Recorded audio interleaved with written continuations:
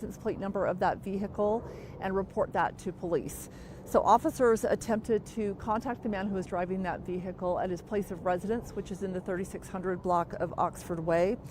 When they made contact with him, he was visibly armed and he retreated into the house. A negotiation team responded and attempted to make contact with the suspect, but they were unable to do so. Tactical officers ultimately breached the door of the home, and the suspect inside fired shots at the officers. One officer did return fire, striking the suspect. He has been taken to the hospital in critical condition. Schools in the area were put on lockdown as a precaution during this incident, but that lockdown has now been lifted. This results in an officer-involved critical incident, so the Salt Lake County Officer-Involved Critical Incident Protocol Team has responded to the scene, and they'll conduct the investigation. And, do you guys have the identity of the men? Are you guys releasing that information? We don't have that information quite yet. Any officers injured? No officers injured. And how many shots were fired? I don't know how many shots were fired, but we, at this point, believe that one officer returned fire at the suspect. And was there anyone else inside that home? No, there was not. Is that his residence? We believe so, yes. And you said that the lockdowns have been lifted? That's correct. The lockdowns were implemented as a precaution that included Granger High School, Westlake, and Pioneer Elementary. That was a precautionary measure. We have notified the Granite School District that the situation is now safe and that the lockdowns may be lifted, and we understand that they've been lifted at this time. What time did officers arrive here this morning? I don't have that exact time on me. I'll have to get that for you. Talk to us a little bit about the process with the SWAT team and entering the house and going after this suspect. Yeah, so as is always our goal, we aim for a situation. Officers, the SWAT team, they came out and worked to try to negotiate with the man, tried a number of methods to make contact with him, spent a significant amount of time conducting call-outs, trying to encourage him to come out of the house on his own. Only when all of those were unsuccessful, all of those attempts were unsuccessful, the decision was made to go ahead and breach the door of the home. Was tear gas used in the home? I'm not sure. You may have heard a number of bangs and pops. Not all of that would have been gunfire. I know that flashbangs were used and that sort of thing, so I don't know exactly how many were shots and how many were flashbangs and that sort of thing. There's still a lot going on behind you. Can you talk about what's currently going on? Right, so this is an officer-involved critical incident because an officer fired his weapon. So what happens now is the Salt Lake County Protocol Team, this one is headed up by West Jordan Police Department.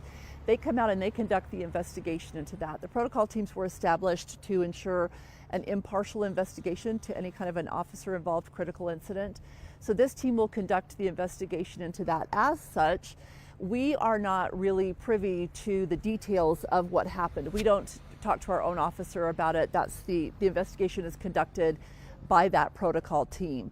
So the investigators from that protocol team will gather the evidence as far as the officer-involved critical incident is concerned, and they'll put together the investigation and all of that evidence regarding that critical incident.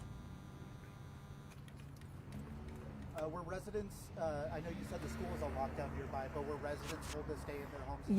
Yes. A reverse 911 call was made and residents were asked to shelter in place. Has that been lifted? Yes. Was there any other agencies that helped out with any of this at all? I'm not sure at this point. No, it doesn't sound like there were. Sorry.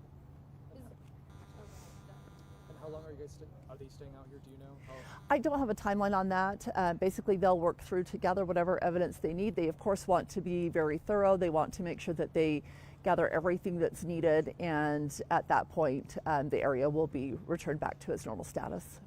Are you able to talk more about that minor traffic incident that it kind of initially? As far as I understand, it was a very minor incident, literally just kind of two cars barely bumping into each other.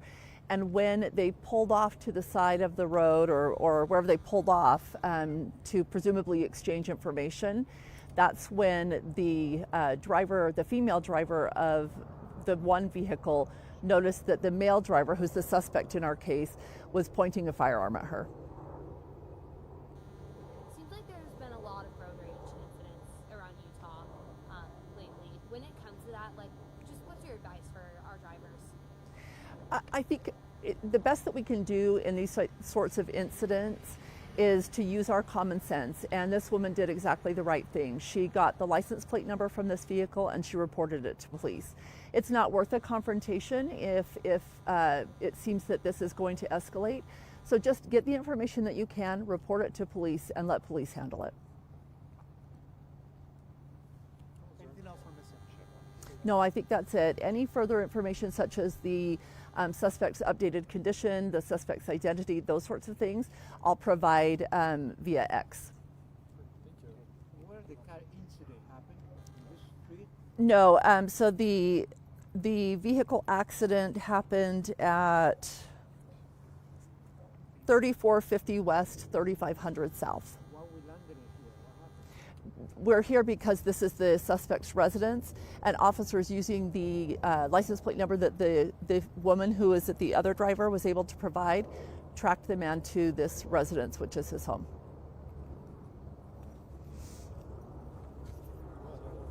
Okay. Yeah, no worries.